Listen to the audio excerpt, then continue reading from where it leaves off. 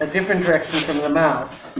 So I'm going to show these features that he's described in the context of a three-quarter view, very well drawn, with this little tilt of a piece of the eye going a little higher than it should go if you were using regular Renaissance perspective, which was developed about the time of his life. He lived quite a long while.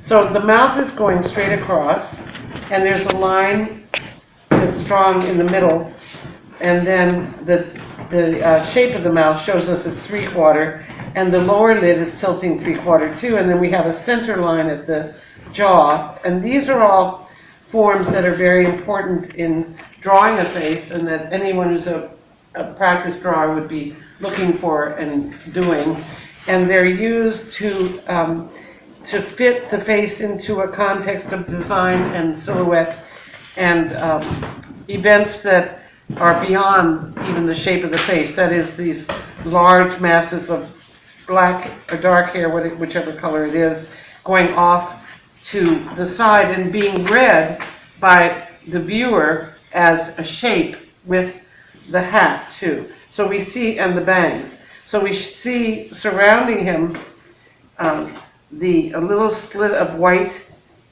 here, and then the face totally silhouetted by darkness, and then finally the dark of the lower part. And then within this face we have exquisite drawing. And then the drawing will come as these really clearly defined eyes with their pupils giving us that perspective that explodes. And then the nose coming in, as I often tell people, nose comes in and then out. And then when it comes in again, there's a shadow to the side that defines it. And then the tip is defined through modeling. Now, he wasn't just copying what he saw, he was inventing form. And in the long run, the greatest artists are those who invent their form. Velasquez is the kind of person who didn't quite invent form and is a great artist, I'm sure, too. But the greatest artists for other artists who love, like Ingres and Bellini, who bring on the future, or even Cézanne in his own way with his planes, those artists that can be followed by other artists have invented something that is distinctly theirs and is distinctly exists as a form. And I think now, why did I find it out so late? I find out so many things so late in my life. Well, thank God I'm still alive to find it out.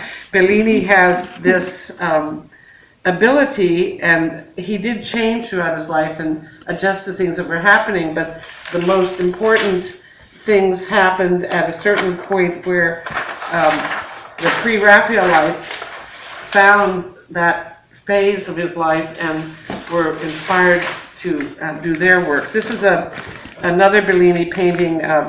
This pseudo-Arabic text is what you saw in the Da Vinci Christ, the little designs around that was very common. Usually they didn't even know what it said. They just would use that sort of linear stuff to make a beautiful little design for someone to wear. And now I'm going to show how this one does conform to the Renaissance perspective by having the eyes be slightly this way. You want to push that down. But the drawing is exquisite. Now, I'm not going to redo all this drawing because I don't have time right now, but I'm going to pass this around. I hope you'll look at it, and actually, if you copy and draw from this, you'll be able to learn better what he's done. And of course, I'm not saying that anybody will appreciate it today in the general world or think you're wonderful because you did it, but it's something that can be yours, even if it doesn't fit into the current kind of idea of what is art. Let's go ahead with 210.